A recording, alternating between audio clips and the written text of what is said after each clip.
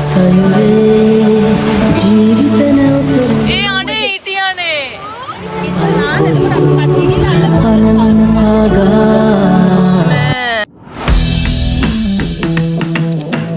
Hi welcome to my YouTube channel අද අපි කොහෙද මේ යන්නේ හෙලෝ මගේ YouTube channel එකට ඕගොල්ලන්ව ආදරෙන් පිළිගන්නවා. ඉතින් ඔයා මගේ channel එකට අලුත් නම් මම පියුමි.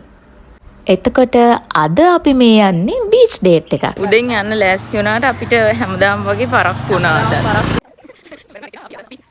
කලින් දවසේ කොච්චර plan කරත් වෙලාව වෙනස් වෙන එක තාම නවත්ත ගන්න බෑ. 6ට යන්න හිටියේ දැන් 7:00 වෙලාව. මේ තියෙන්නේ අපේ ගෙවල් පැත්තේ තියෙන apartment එකක්. මෙතන ඉඳලා පොඩ්ඩ දුරක් beach එකට ඇවිදගෙන යන්න ඕනේ. ඉතින් මම ඉන්නේ beach side නිසා මට ඇවිදින දුරක් තමයි beach එකට තියෙන්නේ. අපි මේ සෙනසුරාදා දවසක ගියපු නිසාද දන්නේ නැහැ වෙලාව 7:00 වුණත් පාරේ කවුරුත් නම් පේන්න වැඩි හිටියේ නැහැ. අපේ අක්කට බඩගිනි වෙලා. ඉස්සෙල්ලාම කෑම මොන දේ වුණත් ප්‍රථම රාජකාරී කෑම. කඩේ ළඟත් චුට්ටක් නැවතිලා දැන් අපි ආපහු ඇවිදගෙන බීච් එකට යනවා. ඉතින් මෙතන පන්සල ගාව ඉඳලා තව පොඩි දුරක් අපිට ඇවිදින්න තියෙනවා. ඒ වුණාට මේ උදේ වෙලාවේ හරිම පරිසරයේ නිස්කලංක නිසා හරි කාම් වයිබ් එකක් තමයි තියෙන්නේ. ඉතින් ඔයත් සතියේ දවස් 5ම ගෙදරට වෙලා හරි ජොබ් එකක් කරලා හරි වැඩ කරන කෙනෙක් නම් සෙනසුරාදා ඉරිදට පොඩ්ඩක් ගෙවල් වටපිටාවෙත් ඇවිදලා බලන්න.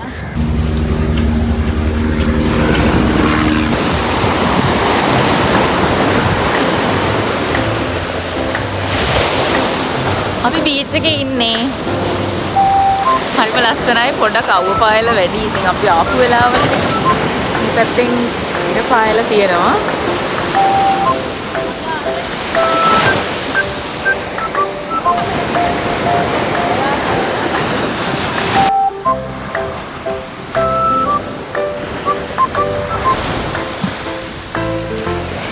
අද අපි බීච් එකට ආපු හේතුව මට ඔයාලට කියන්න බැරි වුණානේ.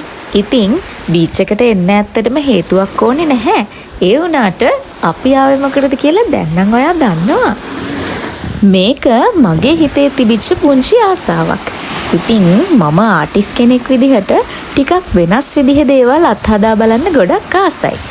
අන්න ඒ බකට් ලිස්ට් එකේ තිබිච්ච එක තැනක් තමයි මුහුදු වෙරළට ගිහිල්ලා උදේ පාන්දර මුහුද දිහා බලාගෙන ලස්සන ආට් එකක් අඳිනවා කියලා කියන්නේ.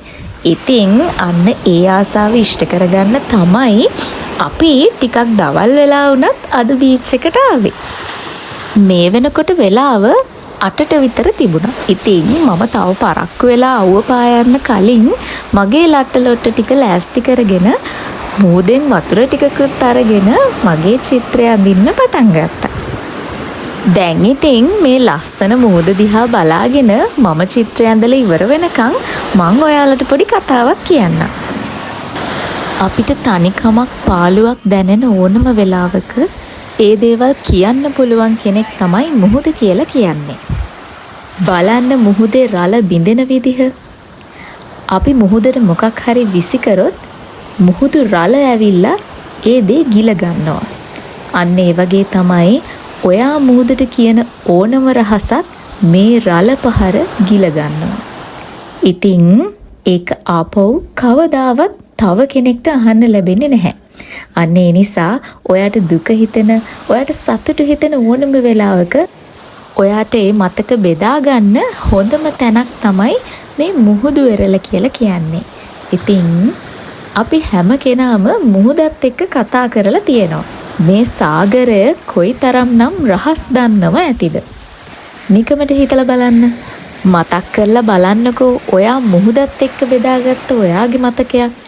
සමහර විට ඔයාට ලොකු දුකක්, බ්‍රේක්අප් එකක්, දරා ගන්න බැරි මොකක් හරි ලොකු දෙයක්, එහෙම නැත්නම් සතුටු දෙයක්, සෙලිබ්‍රේෂන් එකක් වගේ වුණ වෙලාවක ඔයා අනිවාර්යෙන් මුහුදු වෙරළට ගිහිල්ලා ඇති.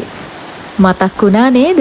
ඉතින් ඔයාට කැමති නම් ඔයාට පුළුවන් කමෙන්ට් එකක් විදියට ඔයාගේ මෙමරි එක මාත් එක්ක ෂෙයා කරගන්න. බලන්නකෝ ඒ අස්සේ මගේ චිත්‍ර බලන්න කවුද ඇවිල්ලා තියෙන්නේ කියලා. මෙයා ඉතින් මම මේක ඇඳලා ඉවර වෙනකම්ම එහෙට මෙහෙට කැරකි කැරකි මෙතන හිටියා.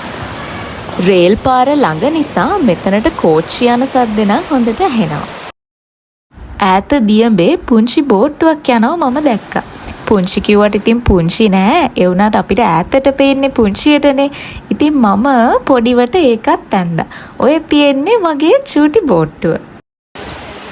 දැන් ඉතින් භාගයක් විතර මගේ වැඩේ ඉවරයි. භාගයක් විතර වැඩේ ඉවරයි. අපිට මෙතනදී තව යාළුවෙක් හම්බුණා. ඇත්තටම මෙතන අද පොඩි වැඩක් වෙනවා කියලා අපිත් දැනගත්තේ ඒ වෙලාවේ තමයි. ක්ලීන් ශ්‍රී ලංකා එකෙන් ඇවිල්ලා මේ වෙරළ ක්ලීන් කරනවලු. ඉතින් අපි මේක දැනගෙන ආවේ නැහැ. මෙතනට ආවට පස්සේ තමයි අපි අද එහෙම වැඩක් වෙනවා කියලා දැනගත්තේ. අද ක්ලීන් ශ්‍රී ලංකා එකෙන් ඔන්න ක්ලීන් කරනවලු. ඇත්තටම හොඳ වැඩක්. මේ බීච් එක නම් ක්ලීන් කරන එක හොඳම හොඳ වැඩක්. මොකද මේ බලන්න බීච් එක කොච්චර ලස්සනයිද කියලා. බීච් එක හරිම ලස්සනයි. ඒ වුණාට බලන්න වෙරළ ගන්න දෙයක් නැහැ. කරනවා ඊට පස්සේ හැඩි වෙනවා. ඒකේ තේරුමක් නැහැ. දැන් ඉතින් මම ඉන්නේ මගේ වැඩේ අන්තිම කොටසේ. මේ මම කරන්නේ අන්තිමටම මගේ චිත්‍රයට මූදු වැලි එකතු කරලා මේක ඉවර කරන එක තමයි. ඉතින් අද මෙතන වෙනවා කියලා කිව්ව දේ නිසා මට විශේෂයෙන්ම ඔයගලන්ට වැදගත් දෙයක් කියන්න ඕනේ කියලා හිතුණා. මෙතන අද ක්ලීන් ශ්‍රී ලංකා එකෙන් ඇවිල්ලා ක්ලීන් කරනවා කියලා කිව්වනේ. ඉතින් ඇත්තටම මුලින්ම සතුටු උනේ අපි. ඒ වුණාට මේ වැඩේ වෙච්ච විදිය දැක්කට පස්සේ ඇත්තටම ලොකු දුකක් ඇති වුණා. මොකද මේ පරිසරයේ මේ තත්ත්වයට අද පත් කරපු මිනිස්සු වෙන කට්ටියක් ඇවිල්ලා මේක අස් කරනකම් වාඩි වෙලා බලාගෙන ඉන්නවා අපි දැක්කා. ඉතින් ඇත්තටම ඒක තේරුමක් ඇති වැඩක් නෙවෙයි. මොකද කවුරු හරි ඇවිල්ලා අස් කරලා දීලා ගියාට පස්සේ ආපහු ඒ අය කරන්නේ මේක මේ විදිහටම හැඩි කරන එක තමයි. ඒක හරියට මේ පොල් කොම්බේ වගේ. බලන්න මූදු රැළ ඇවිල්ලා ආපහු මේක වෙරළටම විසික් කරනවා. අන්න ඒ වගේ වෙන කෙනෙක් ඇවිල්ලා හැඩි කරලා ගියපු වෙරළක් පිටින් කට්ටියක් ඇවිල්ලා සුද්ධ කරා කියලා ඒකේ පැවැත්ම රඳා පවතින්නේ නැහැ. අපිට නම් හිතුනේ එහෙමයි. ඇත්තටම මේ වටිනා සම්පත නැති වෙන්නේ මිනිස්සුන්ගේ වැඩ නිසාමයි. බලන්න මේ පරිසරයේ කොයිතරම් ලස්සනයිද කියලා. මට ඇත්තටම මේ වීඩියෝ එක එඩිට් කරන්න තරම් ලෝභයි. ඒ තරම් මේ පරිසරේ හරි ලස්සනයි. ඔන්න දැන් නම් මගේ වැඩේ ඉවරයි. මේ තියෙන්නේ මම මෙච්චර වෙලා කැටයම් කර කර ඇඳපු මගේ මුහුදු වෙරළ.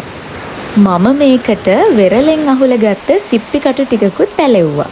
බලන්නකෝ මේක ලස්සනයිද කියලා. ඔයාට මොකද මේ ගැන හිතෙන්නේ? මගේ වැඩේ නම් ඉවරයි. අපි දැන් ඉන්නේ ක්ලීන් ශ්‍රී ලංකා එකේ කට්ටිය එනක. සෙනගක් එනවා නම් පේනවා ඇති. බලන්න මට පේන දර්ශනයම ඔයාටත් පේනවද කියලා. ඈතින් සෙනගක් එනවා වගේ පෙවුණා. බීච් එකේ වර්තමාන තත්ත්වය මොනවද කරන්න හදන්නේ ඔයගොල්ලෝ? මොකොත් නෑ පුතේ මං ආව පොඩක් බීච් එක ඇන්ටි ඉන්චාර්ජ්ද? මං චුට්ටක් මගේ මනස නිදහස් කරගන්න පොඩ්ඩක් රිලැක්ස් වෙන්න. රිලැක්ස් වෙන්න බීච් එකට ආවා. එතකොට අද මොකද මෙතන වෙන්නේ? මුකුත් නෑ. ඔයා මේකට මොකද කරන්නේ? මේක මට දෙනවද? මේක ඔයාට ඕනේද? ආර්ට් එකක් කියලා කියන්නේ විවිධාකාර රසවින්දනයට භාජනය වෙන දෙයක්නේ. ඒක නිසා එක එක්කෙනාට මේක හිතෙන්නේ එක එක විදිහට. ලස්සනයිද? හරිම ලස්සනයි. අපේ අක්කගේ අදහස උනේ මේක රැල්ලත් එක්ක තියලා බලන්න කොහොමද කියලා. අන්න ඒක නිසා මම මේක වෙරළෙන් රැල්ල ගහන පැත්තට අරගෙන ආවා කොහොමද කියලා බලන්න. ඇත්තට මේක වෙනම ලස්සනක් තියෙනවා. ඒක හරිම ලස්සන පේන්නේ මේ විදිහට කියලා මටත් හිතුණා. ඇත්තටම මුහුදු රළ කියලා කියන්නේ හරිම ලස්සන චිත්‍රයක්. ඉතින් සොබාදහමේ මේ අපූර්ව නිර්මාණයේ විස්මයජනක බව නිසා වෙන්නේ නැති කවියෙක්ට මෙතනට ආවහම කවි සිතුවිලි පහළ වෙන්නේ. ඉස්සෙල්ලා මම කිව්වනේ අපිට ඈතට සෙනගක් එනවා පෙවුණා කියලා. ඉතින් අර ක්ලීන් ශ්‍රී ලංකා එකේ කට්ටිය එනවා කියලා කිව්වට අපි හිටපු තැනට එන්න ගොඩක් වෙලා යයි කියලා අපිට හිතුණා. අන්න ඒක නිසා අපි එතන මොකද වෙන්නේ කියලා බලන්න පොඩ්ඩක් ඉස්සරහට ඇවිදගෙන ගියා. ඉතින් ඔන්න ඔය විදිහට තමයි ක්ලීන් ශ්‍රී ලංකා එකේ කට්ටිය රත්මලානි මුහුදු වෙරළ සුද්ධ කරන්න පටන් අරගෙන තිබුණේ. ඉතින් අපිට මෙතන වැඩි වෙලාවක් රැඳෙන්න වෙලාවක් තිබුණේ නැහැ. අන්න ඒක නිසා අපි ආපහු හිටපු තැනට ගියා. මිස්ස වගේ. මුහුදින් එක්කනේ ඔව් මුදි කියන්නේ මේ මුල හරිය මිනිස්සු ගොඩක් ඈත වෙරළ නෙමෙයි. වෙරළ දන්නවද මේ සතා කවුද කියලා? ඉතින් අපි ආපහු හිටපු තැනට ඇවිදගෙන යනකොට මේගොල්ලෝ මෙන්න මේ අමුතු විදිහේ සතාව අහුලගෙන තිබුණා වෙරළේ ඉඳලා. දාම් බීච් එකට දාම්. පිටරේ. කො පේන්න. නෑ. ඔව් මේක. ඉතින් ඇත්තටම මම පළවෙනි වතාවට තමයි ජීවිතේ මේ සතාව දකින්නේ. මේ සතාගේ නම තමයි පැන ඇටියා කියලා කියන්නේ. මම බලන්න මම. නාදා.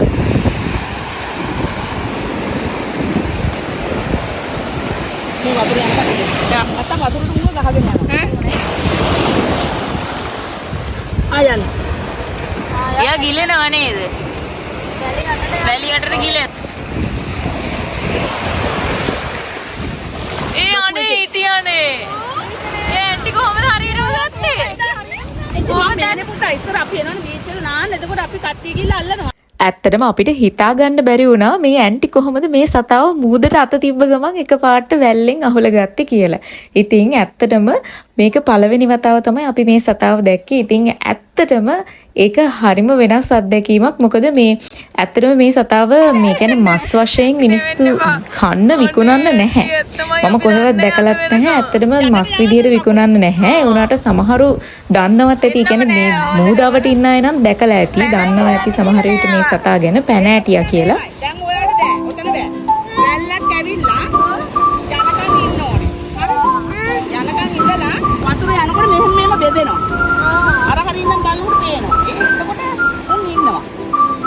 ඊට පස්සේ ඉතින් අපි සෑහෙන උත්සාහ කරා පැන ඇටියෝ අල්ලන්න. ඒ වුණාට අපිට ඒක කරගන්න බැරි වුණා.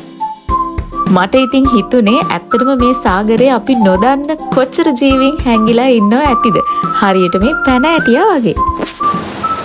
අපි දැන් ඔන්න වීඩියෝ එක එන්ඩ් කරන්න තමයි හදන්නේ. අද කොහමද? අද හරිම හොඳයි. ලස්සනයි. ක්ලීන් ශ්‍රී ලංකාවෙන් එනකොට තව ගොඩක් වෙලා යනවා. ඒ නිසා අපි යනවා. අපි පොඩ ඒගොල්ලන් ගිහිල්ලා හම්බුණා. අපි ගිහිල්ලා හම්බෙලා කතා කරා. ඒගොල්ලන්ට මේ ඔක්කොම මස් කරලා යන්න සෑහෙන වෙලාවක් යයි. අපි ඉන්නේ රත්මලානේ බීච් එකේ. මේක අද ඇවිල්ලා අස්කල්ලා යනවා මිනිස්සුත් බලාගෙන ඉන්නවා මේක හැඩි කරපු අය ගෙවල් වල හැඩි කරපු අය වාඩි වෙලා බලාගෙන ඉන්නවා මේ අනිත් අය අස් කරනකම්. ඒක ප්‍රායෝගික නෑ මාත් හිතන විදිහට. හොඳ නියාමනයක් තිබ්බනම් හොඳයි. එතකොට මිනිස්සු ආයි මේ දේවල් නොකරන්න මම නම් කියන්නේ. නේද? ඒක ඇත්ත. හරි කමක් නැති. අපේ වැඩ ඉවරයි. අපි අදට එහෙනම් වීඩියෝ එක එන්ඩ් කරනවා. එහෙනම් තවත් අලුත් වීඩියෝ එකකින් හම්බෙමු. ගිහින් එන්නම්. වීඩියෝ එක බැලුවට thank you. channel එක subscribe කරන්න. තවත් අලුත් වීඩියෝ එකකින් අපි හම්බෙමු. ගිහින් එන්නම්. bye bye.